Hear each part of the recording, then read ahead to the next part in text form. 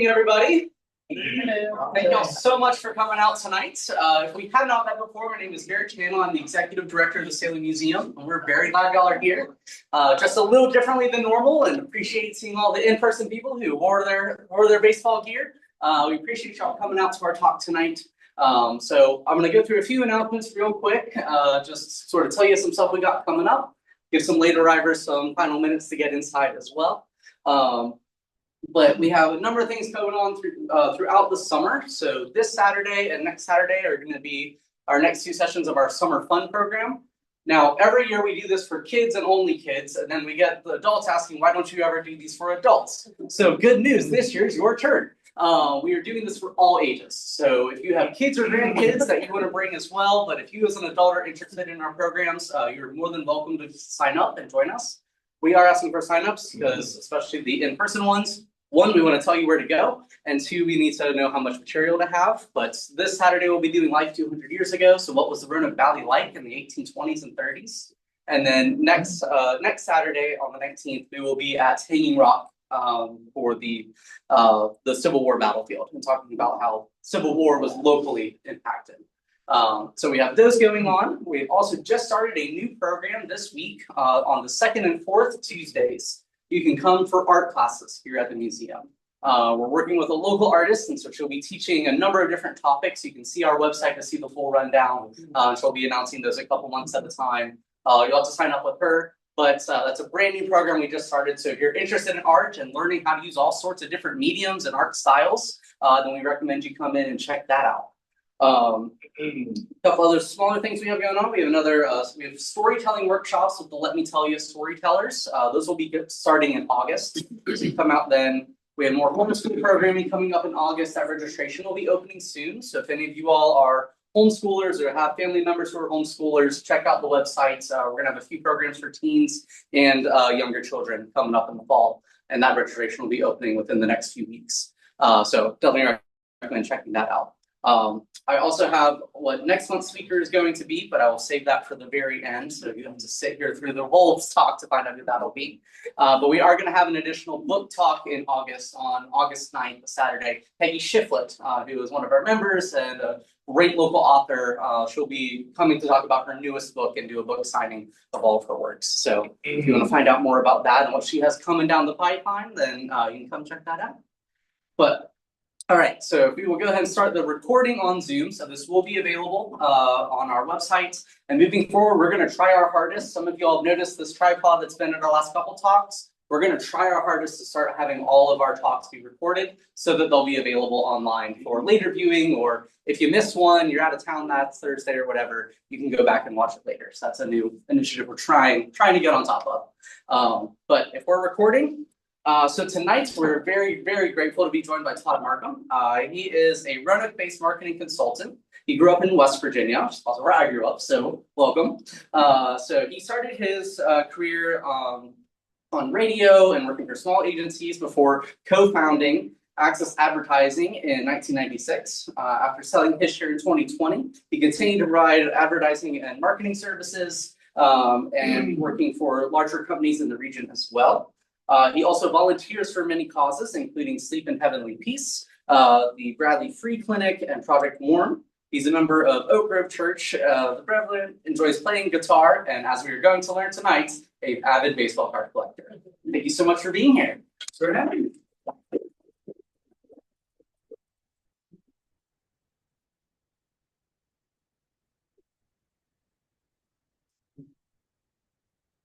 Thank you so much. And I'm so glad that Hunter and Garrett are having me. I really appreciate taking your time. Hope you'll get something that you enjoy out of it.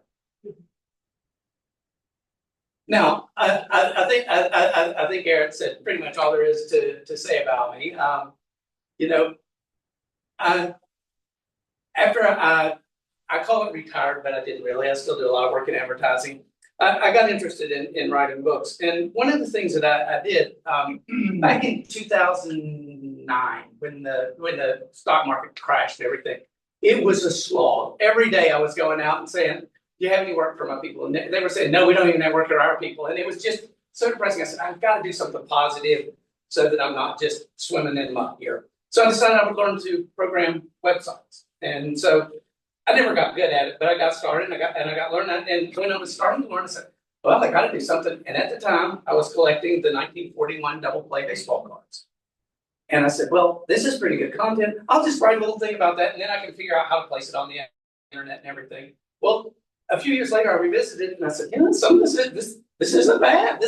You've got most of a book here. You should go back and revisit it. And it kind of grew from there.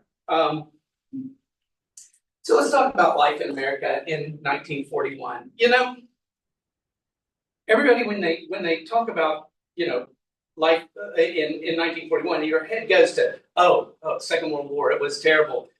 In 1941, for most of the year, it was the best it had been in years in America. Because of the war, unemployment had really been drastically reduced. We had to produce armaments for all of our allies, so people had jobs, and they were they were productive. You had interesting things happening in the arts. You know, Dumbo premiered. That was the year Dumbo premiered. NBC and CBS began broadcasting. Wonder Woman, Captain America. There were interesting things going on, you know, all over the National Gallery of Art opens. So, you know, up until December 7th, when the Japanese bombed Pearl Harbor, things looked more normal in America than they looked for a decade or more. And one of those things was just an amazing historic baseball season. It was just tremendous. What I'm going to be doing today is telling you some things, and I'll be reading some excerpts from my book. Every player who appeared on a baseball card has a profile in the book, and they're not long. I call it a good potty book. You know, you can keep it in the bathroom and read a little bit, and then you know, one of the things when you talk about 1941 that real baseball fans say is, you know, Joe DiMaggio's amazing 56 game hitting streak. Well, you know, it didn't start out that promising. You know, the Yankees have been an amazing dynasty. Babe Ruth, Lou Gehrig, and World Series championship after championship after championship. But they really struggled at the beginning of the season. And then on May 13th, May 15th, they were beat by the Chicago White Sox 15-1, dropped the record below 500. They were 14-15. And a lot of people were saying, oh, this team is over the hill. These are old guys. We've got to do something. This is, you know, something that nobody noticed is that Joe DiMaggio hit single.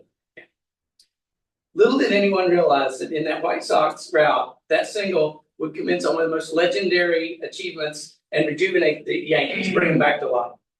The 26-year-old DiMaggio began to collect one hit in each game, just one after the other after the other. And before anybody knew it, he reached 20 games. And the local newspapers started noticing. When he broke the Yankees record at 29, the national media actually started to take notice. And, you know, Joe DiMaggio was interesting because he had played on the West Coast, and then he was on the East, and he actually had chatter. There was chatter that you know, quickly it became almost a mania, and people would say, yeah, how did Joe do today? That was a common thing that you would say on the street. He broke the record of 41, the league record of 41 hits in consecutive games that was held by George Sisler.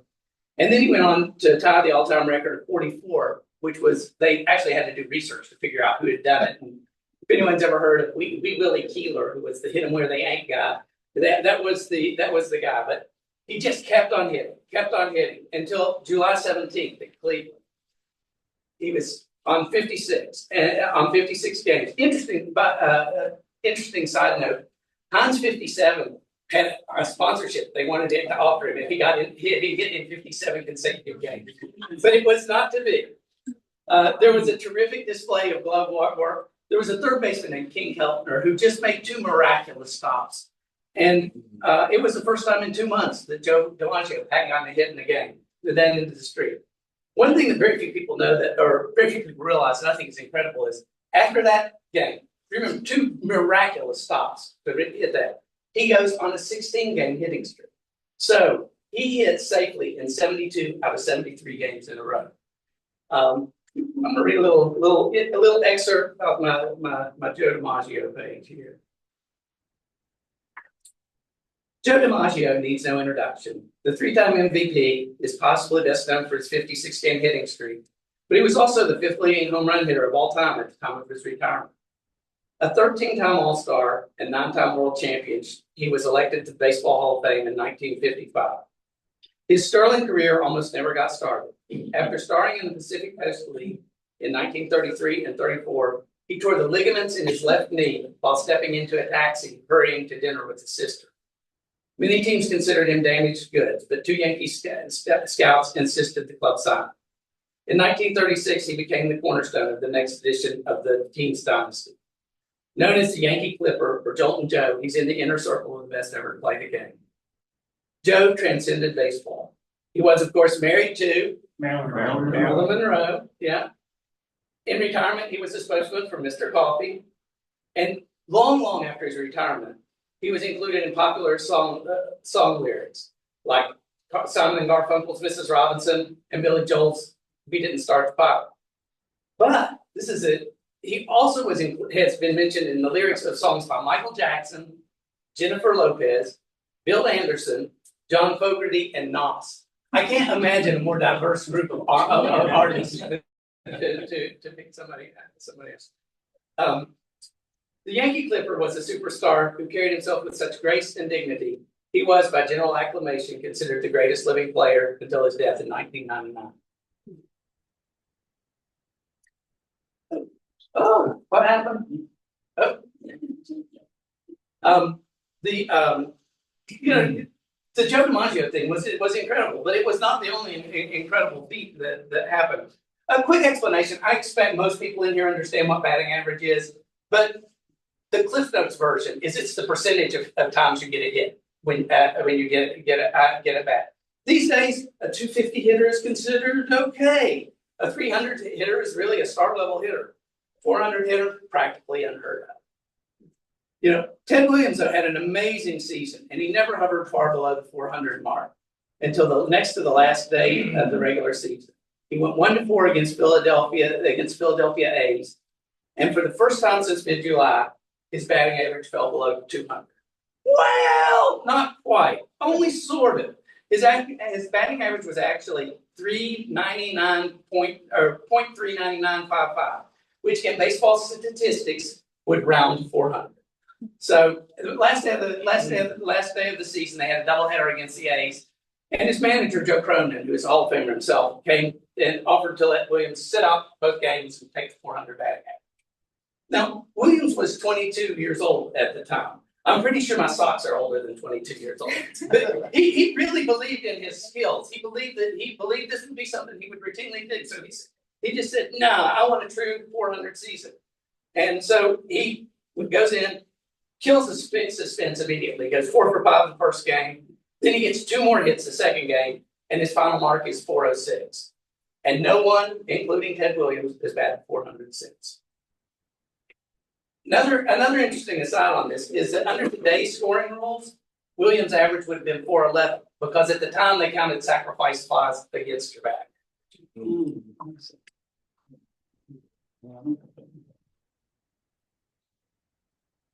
Ted Williams is quite possibly the greatest hitter who ever lived. I recommend Ted Williams, The Biography of an American Hero. It's a book filled with sadness and glory. This is amazing. His uncanny eyesight allowed him to decide whether he would hit the top part of the ball or the lower half of the ball, depending on the game situation. He developed concepts on hitting that were decades ahead of his time.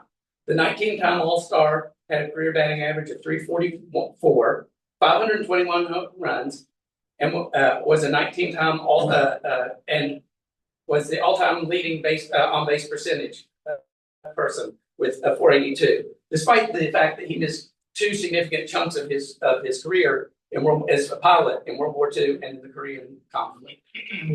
My favorite stat of Ted Williams is that during Joe DiMaggio's legendary 56-game hitting streak, the Yankee Clipper hit 408.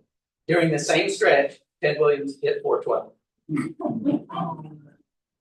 Williams loved to talk about hitting. He came to a minor league game in Salem, Virginia in 1989. Anybody know where that is? He and Salem manager Rocky Bridges, an 11-year major leaguer, stood at length talking about the finer points of hitting around the batting cage. Two men Decades removed from their playing days, acting like kids in a schoolyard, swinging ghost bats at imaginary pitches. In addition to being one of the inner circle greats of the Baseball Hall of Fame, Ted Williams is also a member of the Fishing Hall of Fame.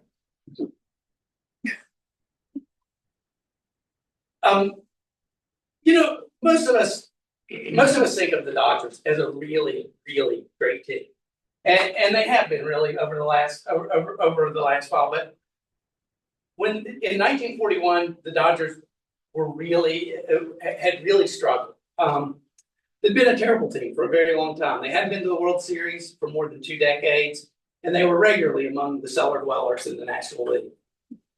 Larry McPhail came to Brooklyn as its new general manager in 1938. He rescued the Reds from financial ruin, and he took over a Dodger club that wasn't in much better financial shape itself. But he went to work immediately. He upgraded Ebbets Field, he installed lights, and he broke a gentleman's agreement that said none of the New York teams would broadcast their games on radio. Who needs that? So he built an incredible fan base. He also hired a manager named Leo DeRocher. They both had really fiery personalities and short fuses. McPhail they got along. It was spontaneous combustion when you got the two together. They say that McPhail fired DeRocher 100 times, always to relent the next day and hire him back. They really loathed each other, but they respected each other. They respected what they did, and they figured out a way to coexist. And they really built a really impressive turnaround in Brooklyn. They made a series of shrewd positions, and they went from just being a terrible team to being a pennant contender in 3 years. In 1941, all 8 of their regulars and 5 of their pitchers had started their careers with other teams and been obtained by trade. And they were every bit as good as their 100-plus victories attested. Dolph Camelli led the league with 34 home runs and 120 RBIs. Pete Reiser, who is one of my favorite 1940s era players, led the league in hitting as a rookie. He could have literally been Willie Mays, but he just tried too hard. His profile in the book explains. I think he was carried off the field on a stretcher 11 times, which I'm sure is a record if anybody keeps a record of that sort of thing. And he really broke apart his magnets apart. But anyway, I'm getting on, as I want to do. But the team drew a record 1.2 million fans in 1942 to Ebbets Field to watch the Dodgers. Another thing that happened that McPhail would eventually get called into the service. That was really what paved the way for integration, because he chose his friend Branch Rickey to come and replace him. And Branch Rickey was the person who brought Jackie Robinson into the major leagues. We, as fans, when people talk about baseball, they tend to talk about it in terms of the major leagues, but the Negro Leagues were incredible at that time. They had 2 12-league teams, and the season ran from May till September. They played about 40 games against the professionals, against the other professional teams in the leagues. And then they played pickup games against semi-pros, against anybody they could, because they got such great games. They were banana ball before banana ball. They could always draw great crowds. In 41, Satchel Paige came back from a 3-year sore arm that almost ended his career to post an 8-1 mark with the Kansas City Monarchs, and they won their 3rd straight pennant. If anybody asks you who the highest paid player in 1941 was, it was probably Satchel Paige. A lot of the major leaguers would miss part of the season with service obligations or whatever. But Paige made about $37,000, about $800,000 in today's money. So he is an ingenious man, and if you ever get a chance, everybody always talks about his old corn pone sayings and everything. But as a businessman, he was years and years ahead of his time. Fascinating study. In the East, Monty Irvin, who played for the Giants and became a Hall of Famer, hit 380 and won the batting title. And they had a thing. They had the leagues didn't play in a World Series, but they had an East-West All-Star game where they would take the best of the East, the best of the West.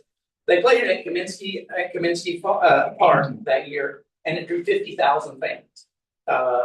The MVP of that game was a 20-year-old catcher named Roy Campanella, who at 20 had already been playing professionally 4 years. So, as I said, there was no league championship, but it would have been a wonderful one. And this we always think baseball was being played. You always think of baseball becoming a global sport fairly recently, but it was being played all around the world at that time. Mexico had begun poaching players from the Negro Leagues. Josh Gibson didn't play in the Negro Leagues that year because he was paid huge amounts of money to come to Mexico. And a couple of years after that, they'd start poaching major league to come to Mexico, and that caused quite a problem. Japan had organized baseball for about 20 years by then. By some accounts, as many as 70 Japanese players died professional players died in the war. The islands, Cuba, Venezuela, Puerto Rico, they all had active baseball scenes at that time. Did anyone watch the World Baseball Classic? I guess it's been a couple of years ago. The forerunner of the World Baseball Classic had actually been played 2 years before in England, and of course, nobody was playing baseball in Europe at this time. But again, the point is, it was we talk about it as a global sport now, but it was already a global sport even then. 1941 was an amazing set for collectors. There was 3 sets, and really there were people who might quibble with it, but that was the first time 3 sets were nationally distributed and readily available, and so kids could go to the store and pick the one that they liked the best. The 1941, there were the 3 sets were the 1941 double play set. They each featured two players on a card. The backs are blank. There were 110 players featured, and there were actually a few cards that featured a couple players. The Galley was this kind of ugly, to be honest, black and white photo on a color background. They only had about 33 players in the set, but they came with 4 different color backgrounds, so there was a lot. And then I always like the play ball set. I think it's beautiful. It's got some Art Deco elements, and we'll talk a little bit more about each set as we talk about the companies that produced them.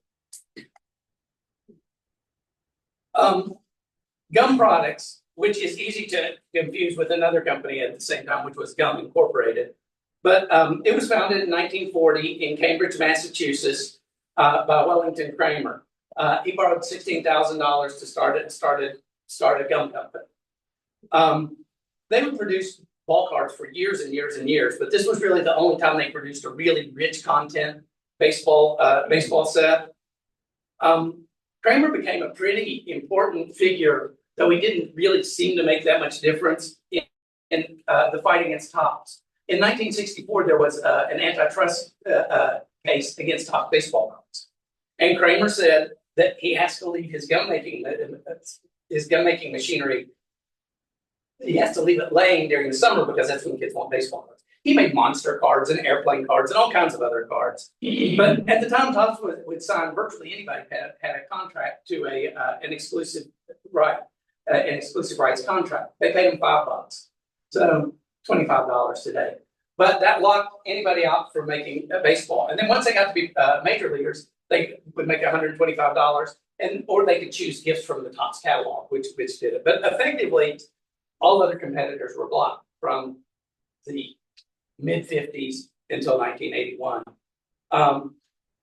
But Gum Products, they enjoyed a completely successful run. It was sold to Moxie in 1971, and it continued to operate up until 1980, which certainly isn't as recent as it seems like to me. One of the things that I love about this is that you learn things about these people. Warren Bowman is one of the most interesting people that I met. But first of all, you could make it was a viable career choice to say, I'm going to be a gum salesman at this time. That's what you're going to do. But Jacob Warren Bowman, who preferred to be called Warren, was married, divorced, and bankrupt before he was 21. He was a man who refused to accept failure. After his initial setbacks, he embarked on a meandering entrepreneurial career, spending time as a used car salesman in Los Angeles, pulling barges in Mexico, coffee roasting, and other endeavors, usually finding his enterprises futile. On his way to Detroit to take a job as an auto worker, he ran into a gum salesman and decided to give the profession a whirl. He became a very successful marketer and eventually became part owner of a plant in Michigan.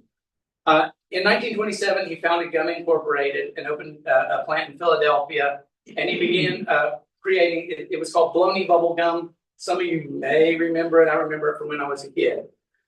He was really great at marketing, so he would put cards in it. He had G-Men cards. He was one of the first people to do Mickey Mouse cards. He did a card that was called the Horrors of War, which predated World War II. But the big thing that it did was that gum was about that big versus the other gum, which was about that big. So they would advertise 3 big bites for a penny.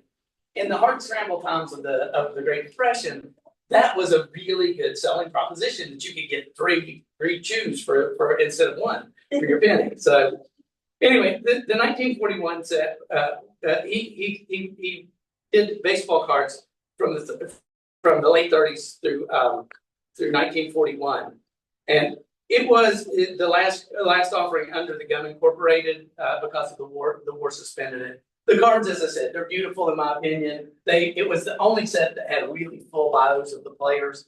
But in 1944, he rebranded under the name Bowman.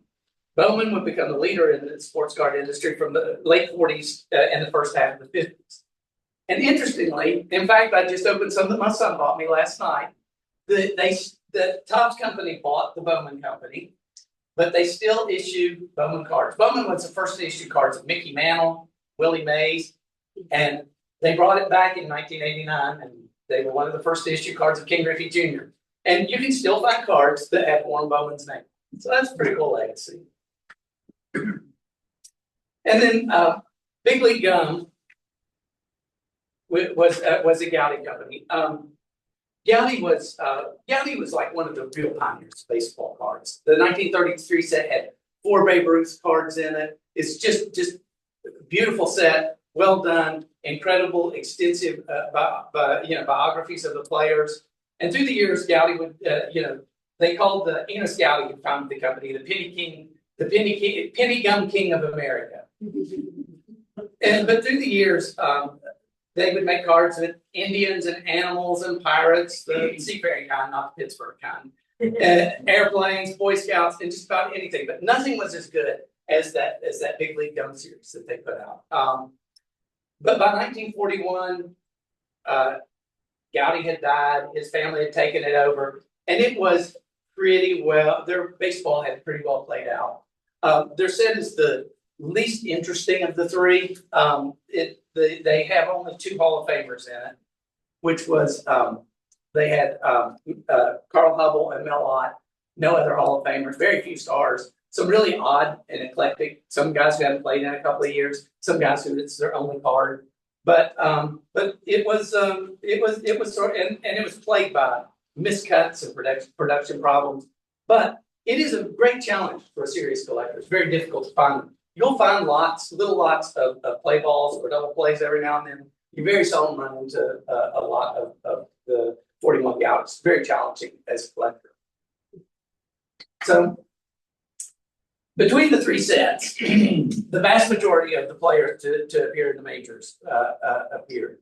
You had rookie cards of the Hall of Famers like Pee Wee Reese, Lou Boudreau, Phil Rizzuto, Johnny Mize, Nina Slaughter.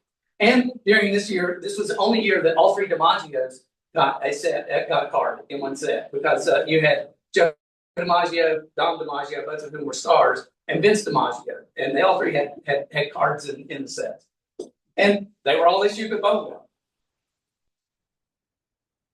And then the war came. Well, the war impacted most careers. More than 500 current, former, or future major league players served in some capacity in World War II. Harry O'Neill and Elmer Gideon were the 2 who were killed in war.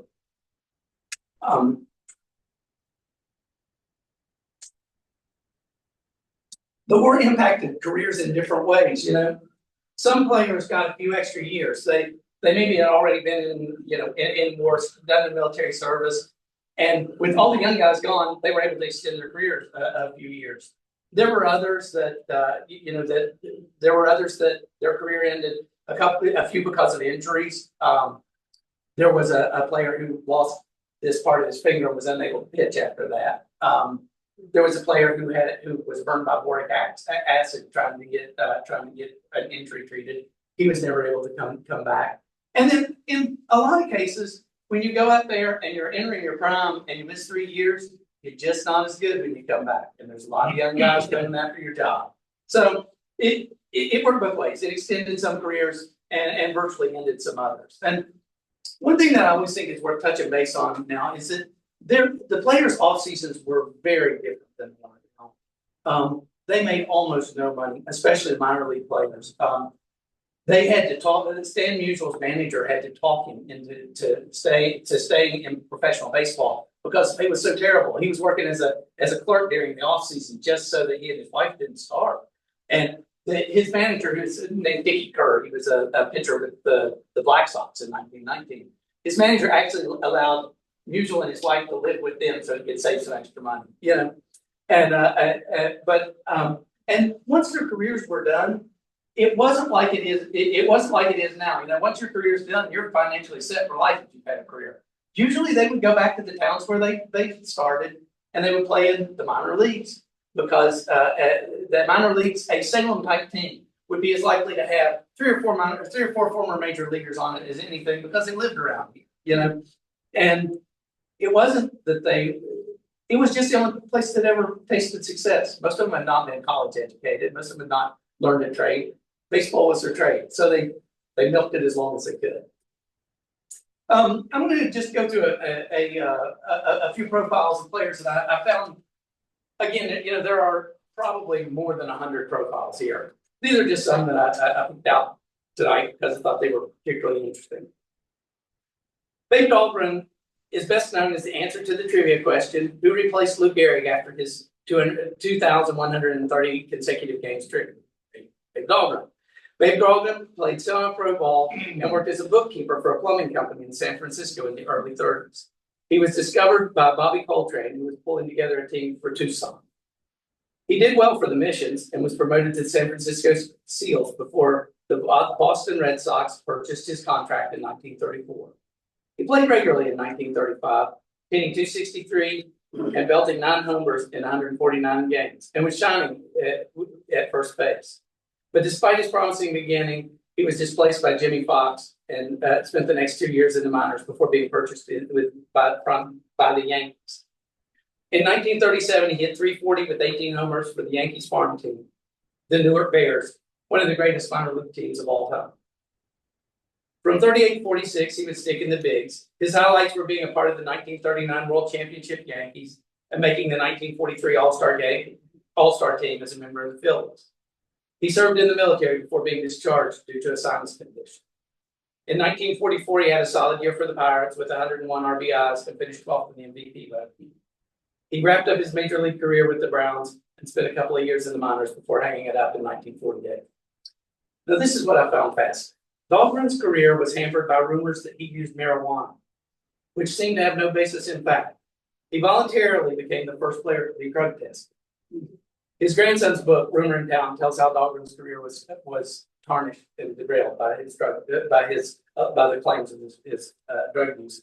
Apparently, one of the owners just had it out for him. It was, but I just we live in a day where in certain states you can't go past the corner that doesn't sell marijuana, and that this was such a profound thing at the time was interesting.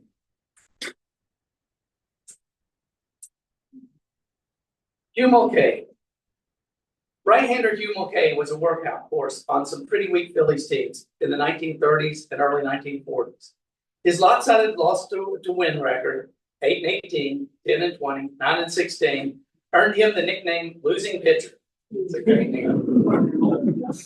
He was often among the league's leaders in dubious distinctions, including losses, games pitched, hits allowed, runs allowed, bases on balls, hit batters, and wild pitches. Still, he was effective enough to stay in the rotation and often accounted more than his fair share of his very poor team's win totals. He was 12-9 midway through the 1940 season and earned a spot on the NL All-Star squad. But later that year had a 12-game losing streak, which was probably to be expected. And he ended the year with 13 wins, but his whole team only won 49. He missed the 1941 1 through 45 season and earned the Bronze Star fighting in the Pacific Theater. He returned in August of 45 and received a huge ovation as he took the field. He hung on for a couple of more years. After his career, Mulcahy spent 2 decades with the White Sox as a coach and administrator. This is really cool, and you may not be able to see it from where you're sitting. It's in the book, and I'd certainly invite you. But his baseball card was the only one. It says, first major leaguer to be drafted in the U.S. Army.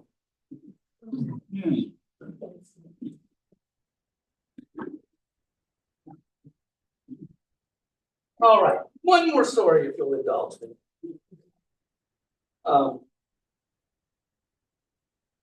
George McQuinn. And aside, which I'm pretty good at asides, but in 1977 there was a photographer who made a set of cards that came with addresses, so you could write the players and they would autograph the cards and send them back to you. He had 200 players that were under agreement, and I was just the right age at that time, and video games had not come along, so I would write a player every single day and stick it in the mailbox, and it would come back. And it was really solidly cool. Every day, I just to see if there was one, somebody had written me. And Joe DiMaggio wrote me back, and Sandy Koufax wrote me back, and a lot of great players wrote me back. And I do still have the cards. But one of the players that was included was George McQuinn. But those are exceedingly rare. And I did eventually get one. I did not send off for it myself. The cards came out in June, and he died in September. And he wasn't one of the biggest stars, so he wouldn't have been the first one you wrote to. So there are probably less than 20 of those cards now to be autographed. But I do have one of them. I got it from the guy who issued the set. Anyway, George McQuinn was a 7-time All-Star, but he wasn't your prototypical first baseman. He was a high-average slash hitter with a magical glove.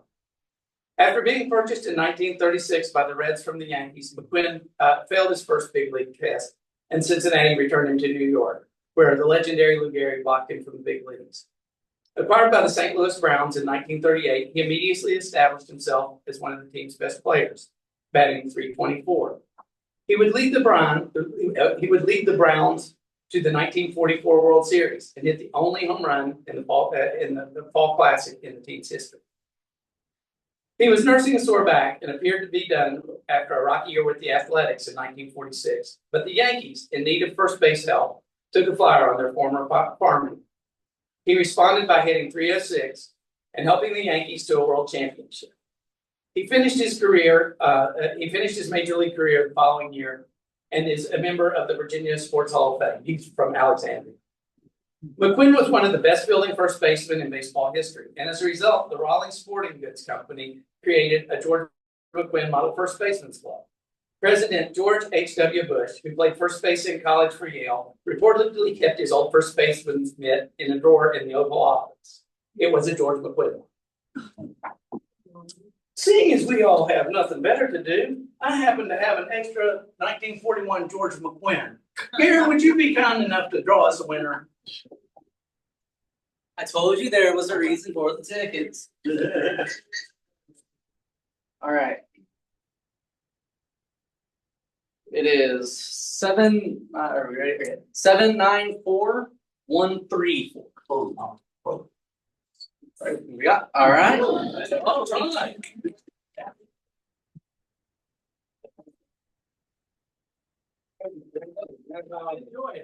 That was fun. I think we should give away something else. What you got? I will not make you listen to me read another bio, but this is from Johnny Cluey of the Boston Bees, which are now the Braves. Let's see. Let me grab one. 794-121. All right. All right.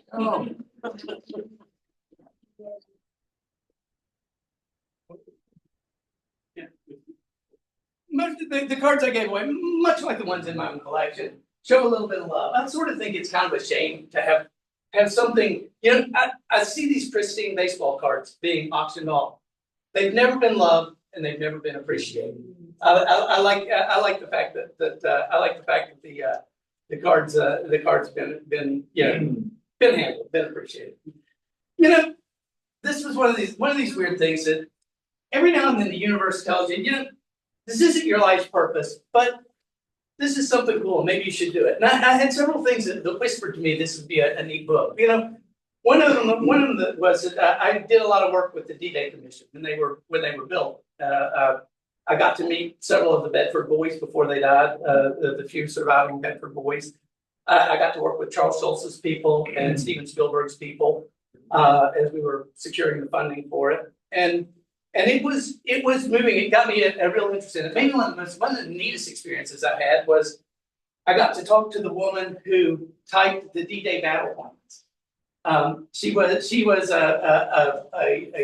well, of course she was older then, but she was a young woman from Woonsocket, New Jersey, I think. And she said all the men were gone and there was nothing left to do except work on the farm, and I didn't want to do that anymore. So she enlisted. She was a good typist.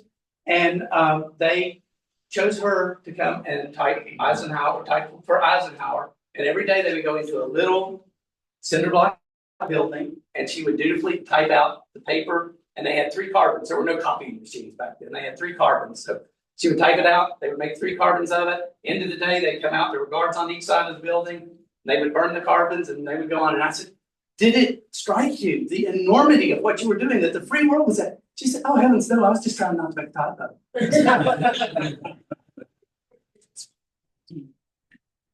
A friend of mine that I had made through baseball cards. It's sort of, he was just having a hard financial time, and he said, I've got a box of stuff I'll sell you for $50, something that wasn't too much. And I said, sure, that would be fine. And in that box was, and this was right as I was struggling with the book a little bit. And in that box, there was a 1941 Red Sox program scorecard in which Ted Williams and Joe DiMaggio both played. And because I would appreciate if you would be careful with it, but I'm going to hand this around because things that are fun to share should be shared and not live in a box. So, who's the player on the cover? I think it's just kind of a composite player. I don't think it was a serious player. We'll just and if it doesn't get to everyone, we'll just have these up front later. And really, I encourage you to look at and touch and enjoy these things. That's what they're meant to do. Almost lost my clicker. I do that with the TV remote all the time. Just that's not why. Yeah. And the final thing I want to share with you about, just the things, like I said, every now and then you just get these things that says you're doing something that you should be doing. Just as my book was getting ready to come out, my friend John Montgomery, does anybody know John? Yeah.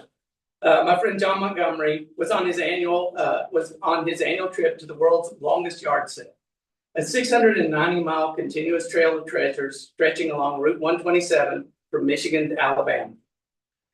While stopping in Paulding, Ohio, John visited the Sports Guy, which was a vendor he seeks out every year. Among the items for sale was an Old Wilson scorebook. Inside were dozens of games scored in a youthful hand from 1941.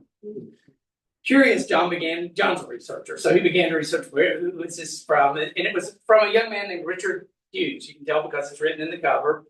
And Paulding was just a few miles from where he from Van Wert, which is where he lived. And so, in addition to, there's scorekeeping from virtually every big league team in here, but also games from like the league from the policeman's league or a softball game. As I flipped through the records from the games featuring DiMaggio, Williams, Reese, and all the other players I connected with during my writing project, I could almost sense the young Hughes sitting by the family Philco radio, hanging on every announcer's word. Many of the games were scored in their totality, but some were abandoned along about the 5th inning. Maybe the radio signal was lost. Maybe young Richard got sent off to bed. The local kids might have recruited him for a ball game of their own. Those records remain an open-ended question. Sure, I could research the incomplete games easily enough. The dates and locations are among the headers. But the records are just perfect the way they are. Anyway, it turned out John found out that this guy had a lot in common with him. He served at the very end of the war. When he was 18, he basically went and did cleanup duty at the end of the war. And then he came back and he was a sports fan and lived where he grew up near Van Wert the rest of his life. And became a newspaper stringer, writing sports stories, and was a postman. John thinks that the scorebook was passed to Richard's son Kevin, who died who died last year, and it was likely part of his estate. So John purchased it from the sports guy, and he gave it to me. Scorekeeping is a dying craft. It is one of it is. I love going to games and keeping score in their totality. Truth be told, the only reason I was allowed on my high school baseball team is because I kept a good scorebook. You know, having this scorebook is something that I'll always treasure, and it's a really good story for me. And you know, my friend John gave it to me, but the universe wanted me to have it. So I'm going to start this around a little further back.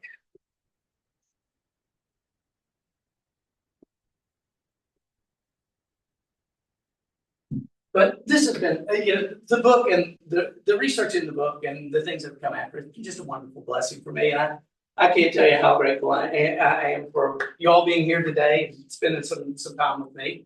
Hope you learned something. If not, I hope you enjoyed it. If not, please forgive me.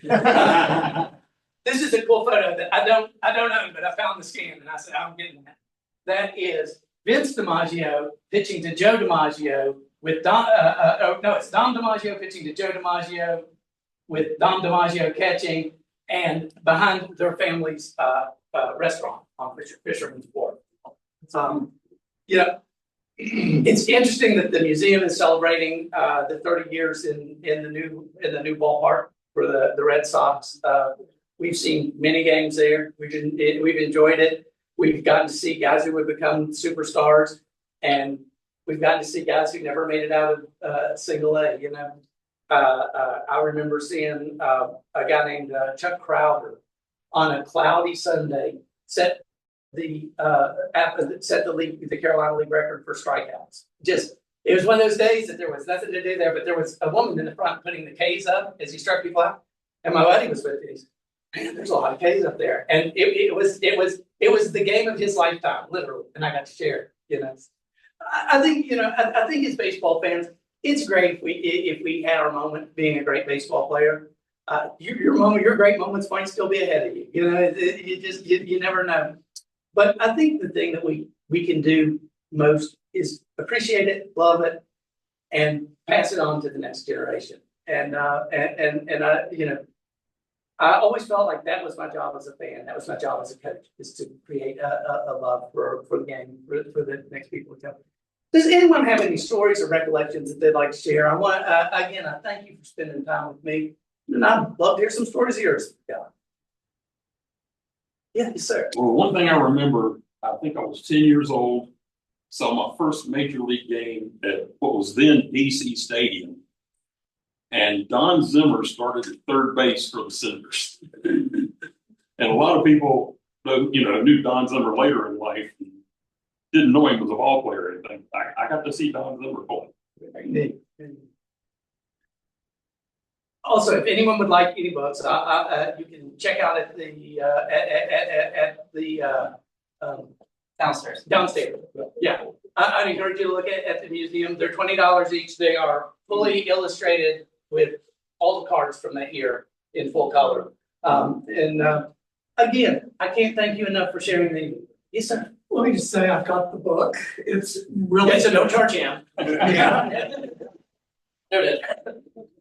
You can open it up anywhere, wherever you're sitting, and find a really good story. And I was wanting to ask, you've got so many biographies, players I've heard of, and a lot of I've never heard of. Were there any that were really difficult to find any information about? Yes, there's a catcher named Stan Andrews in there that was almost impossible to find out anything.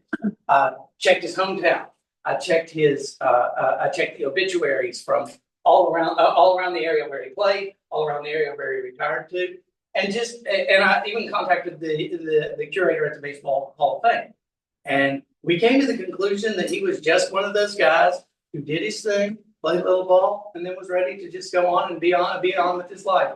And he was the only difficult one. if I ever get the time, and part of the reason was he was born with a Polish last name that he changed to Andrews for simplification. So I have a feeling that if I really drilled down looking at his original birth name, I might be able to come up with something. But he was the hard. He was the one that if I ever, how do I fill out 3 paragraphs to make it respectable? Of those 3 1941 series cards, do you have all of them? Yes, Each I one of those do. series? I do. And which one is more valuable? The 41 play balls are the most valuable. All of those cards are, if it is something that you want to do, you can do it. A common 41 Gaudy is probably $20-$25. The Joe DiMaggio and Ted Williams will set you back, but unlike some cards, like if you wanted a T2 600 Swagger, the famous little tobacco card, there's 50-60 of those in the world. So it's going to be hard to find. There's a sufficient quantity of all these. They were all produced in sufficient efforts. The Gaudy was the hardest one for me. It was very difficult. Where do you find them? Mostly online. Mostly online. And you do create a community. One of the blessings that I've had with the book was being able to reconnect with some people that I haven't seen for years, connect with collectors who would say, okay, I need this, but you have this from the 1953s, which I'm working on those. What can we do? How can we do that? Yeah, that was pretty neat. It's due. It costs a little money, but these days everything does. We have a question from the chat. Yeah. For our friends joining on Zoom. What's the story of you holding the bat, smiling on your second slide, and what is the history of that bat? Oh, okay. That bat is Alberto Edmead's bat. Alberto Edmead was the player who was killed on the field in Salem. He's one of, I think, 2 players to die on the field. I had a baseball card shop with Kim Clark, great guy that we ran a shop back during the junk era when every 12-year-old in America collected baseball cards. I was a low-grade celebrity. I was like on par with a weatherman or something. If I would go into a restaurant, this is the baseball card guys here, the baseball cards guys here. Anyway, Rich Epperly was battling that night. And when he took the bat after the game, he said, I felt like this was important. And he brought it to my friend Kim. He didn't say it was never for sale at the shop or anything. He brought it to my friend Kim and said, I know you love baseball. I would like for you to have this. So he gave it to Kim. And Kim died a few years ago, and it was passed to me after that. I have intentions to someday see if I can run down the family of the player. They're mostly in Puerto Rico. I would gladly give it to them if I can do that. But that's the story of the bat. Yeah. We were at that game. Yeah, we were there. Really? What are the details? Yeah. What I'm not familiar year, with what this. year was this? Yeah. 1974, Yeah. August. Yeah. He was from I think Puerto Rico. Could have been the Dominican, but there was a pop fly that was going between the outfielder and infielder. You see one every game. So the infielder's running out and he's running in, and they collide. He had a deformity in his skull that no one had ever noticed because he hadn't gone. It wasn't like it is now, where everybody goes to the doctor. He had a thin place in his skull, and it just cracked. It cracked, and he died. I think he was killed on the field. I don't know that he In the died. second place was knee hit him. Yeah.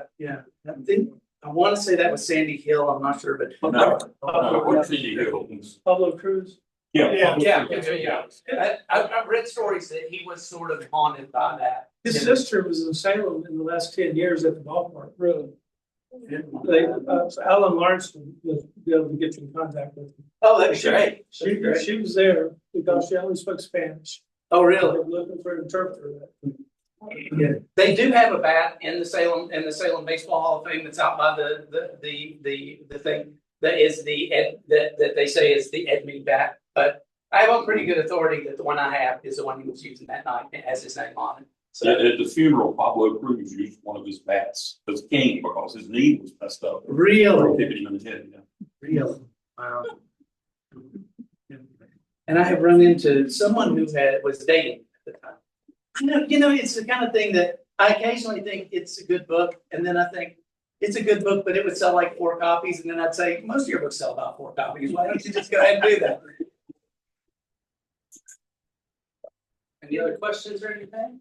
Yeah, I got a question and a little story. One, who was your favorite player? Pete Rose. I mean, I grew up in 1970 in the Cincinnati Reds area. Cincinnati Reds area. I was 3 hours from Cincinnati, and there have been a lot of things that came out about Pete Rose, but it is a great peril to your soul to turn your back on your childhood hero. Mine was Johnny Bench, so at least we That's a had good names one. on the same. We were in the same place. Yeah, absolutely. Another quick story. Thank you for sharing the most significant players that ever played baseball for obvious reasons, for what they did, going to war for our country. Very significant. Absolutely. Much better than any stat you could ever produce on the field. I have a baseball card story. It's not that particular era. It's one era later, from the 50s. You don't mind me sharing. No, please. So I told my dad about a Mickey Mantle card that sold, and I showed it to him on my phone, and he said he had that card, and I'm like, no, you don't. So anyway, a couple of years later, during COVID, my dad's retired. He's going to his desk. He finds the cards. So he tells me he's got the card, and I said, "What's the number on the back?" And he says 311. It's a 1952 Mickey Mantle. So he's like, "Okay, bring it up here." So he brings it up in a white envelope, no sleeve, no protection, no nothing. Obviously, he's had it since he was 14, so I knew it wasn't fake. It's the most faked card there is, because it's the holy grail of cards. So he brings it up there, and he's got a Jackie Robinson Jr., Eddie Matthews, and a Mickey Mantle, which is Eddie Matthews' rookie card. Right. It wasn't Mickey Mantle's rookie card. Right. They made a 51 buck. So that's the first year Topps made cards. So I said, okay, we got to get some sleeves for this and get some protection on it and all that stuff. So anyway, long story short, he does end up having a guy come to my house, and we turned it over to an auction house.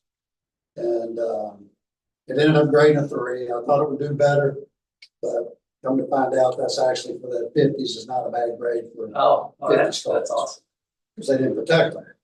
Luckily, he hung on to those. I don't know. I guess they were just thankful players, but he ended up having about 30 or 40 more from the 1952 top set. They were better grades, like 6s and 7s, but they were not as big players.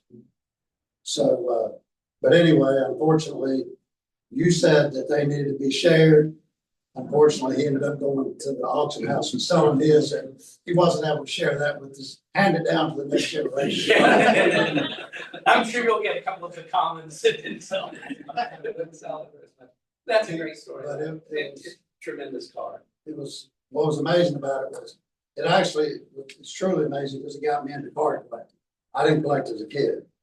So while we were waiting for COVID for the guy to get out of New Jersey from the auction house, because they wouldn't let him leave New Jersey, I'm watching his card and see what the value of it is. So I'm sitting there looking at current cards thinking, wow, that was just $5 last week. Now it's $20. So it got me into card collecting. And I know vintage a little bit, but it got me into vintage collecting. And it's been really interesting to learn about players from way back when, because I wasn't even born then. Oh, yeah. I mean, every player is a human being, and every human being has an interesting story to just talk. Yeah. Yeah. Oh, that's fabulous. That's fabulous. That's fabulous. COVID was amazing for baseball cards as far as the value goes. It's counterintuitive. Everybody thought, well, nobody's going to want little scraps of cardboard during the pandemic. Nothing could have been further from the truth. It spiraled. It was just if I were smart, and I'm not, I knew that there was something going on, and that if I was ever going to sell my collection, that was the time. But selling my collection is my retirement program, and I just want to make sure that they find homes with people who enjoy them as much as I do. Do you have a favorite set, like particular year set or anything? I'm partial to the 1971 tops, which are blackboards, really hard to find in good condition, but mainly because that was the first year I bought cards with some regularity and some passion. But Yeah, I think that'd be it. All right. Thank you so much. Thank you.